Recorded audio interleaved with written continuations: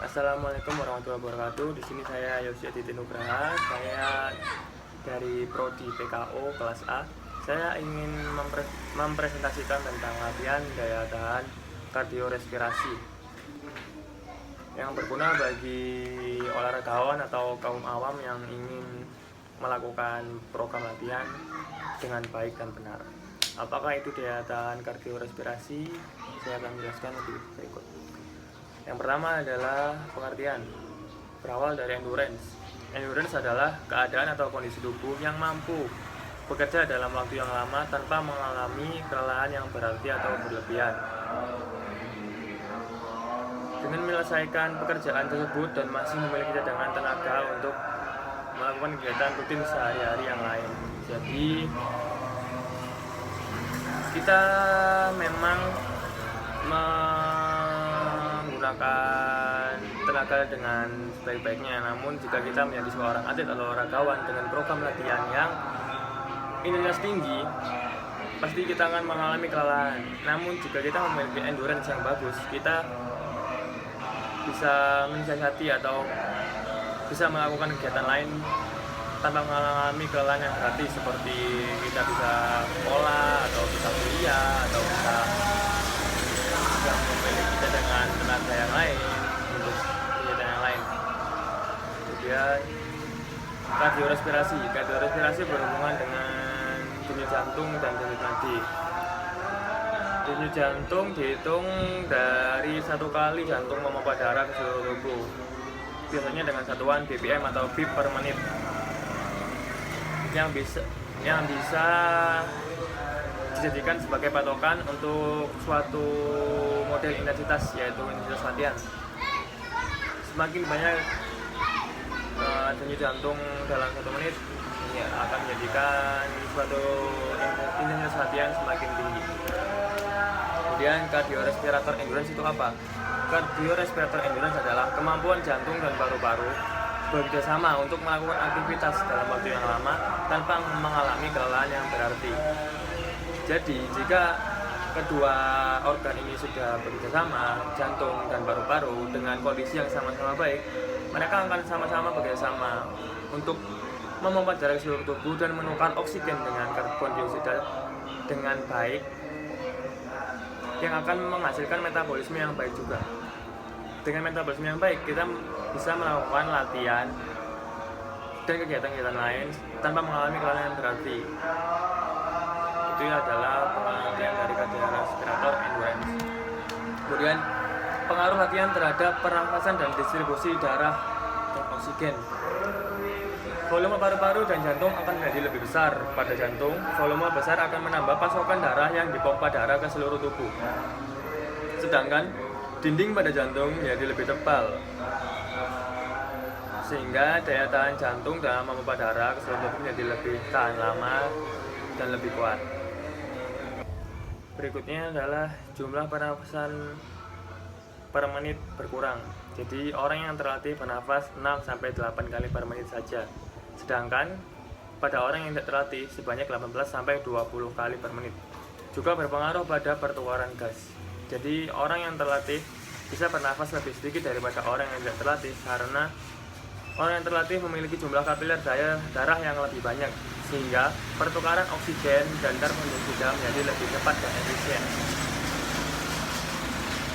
Jika orang yang tidak terlatih, mereka memiliki kapiler darah yang lebih sedikit, sehingga saat pertukaran oksigen di dalam paru-paru mereka lebih sedikit untuk bisa pertukaran oksigen tersebut atau dengan karbon dioksida. Kemudian pernafasan lebih dalam dengan diafragma pada orang yang terlatih, dan jika pada orang yang tidak terlatih, diafragma bergerak sedikit dan cenderung kaku.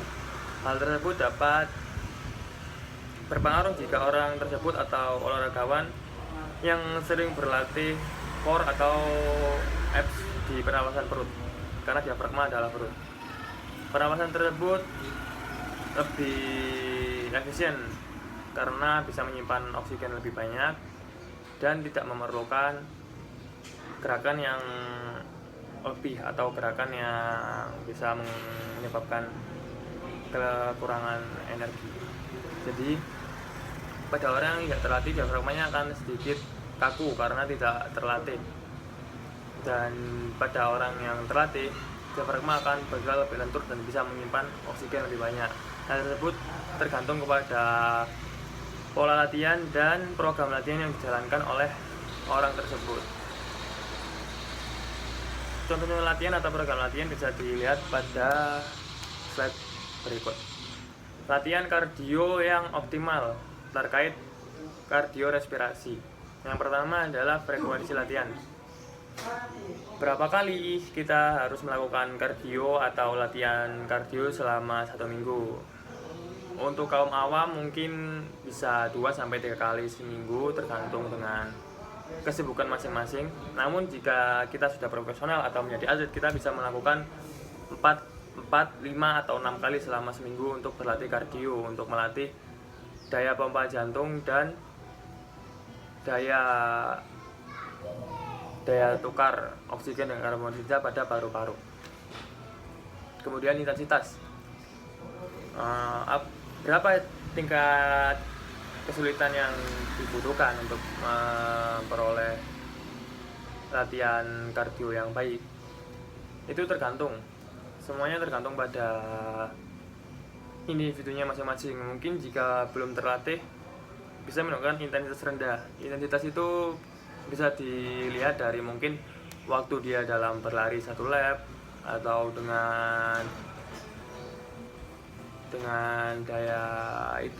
BPM atau beat per menit jantung denyut tadi, atau bisa juga dengan load atau beban yang dibawa saat berlatih. Semakin tinggi, semakin cepat, semakin banyak denyut jantung yang dilakukan saat latihan, itu akan menjadi tolak ukur tinggi rendahnya intensitas pada suatu latihan. Jika pada awal-awal untuk memulai program mungkin kita melakukan intensitas rendah supaya tubuh tidak kaget dan besoknya kita masih bisa melakukan latihan berulang secara teratur. Mungkin tapi jika kita sudah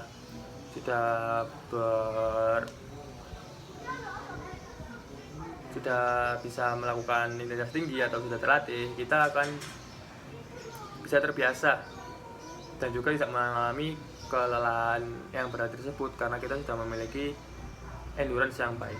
Kemudian durasi. Berapa durasi yang kita perlukan saat melakukan latihan? Mungkin durasi ini tergantung dengan program latihannya juga. Mungkin kalau kita berlari dengan intensitas rendah, mungkin kita bisa berlari selama 30-60 menit. Mungkin bukan lari, mungkin itu jogging selama 30-60 menit dengan intensitas rendah. Namun dengan intensitas tinggi, kita hanya bisa berlari selama 20-40 menit. Itu pun dengan kondisi tubuh yang sudah masuk dalam zona merah atau zona threshold dalam program latihan. Selanjutnya adalah tipe latihan. Latihan apa saja yang dapat kita lakukan untuk melatih kardiorespirasi? Ada banyak sekali program latihan yang dapat dilakukan. Namun yang sering dilakukan dan sederhana yaitu berlari, bersepeda, atau berenang. Juga bisa dengan melakukan latihan-latihan yang di rumah seperti workout from home dan lain sebagainya, seperti latihan core, strength training, atau yang sekarang sedang tren adalah Tabata training untuk di rumah. Jadi tidak memakan waktu yang lama, juga tidak membutuhkan tempat yang luas.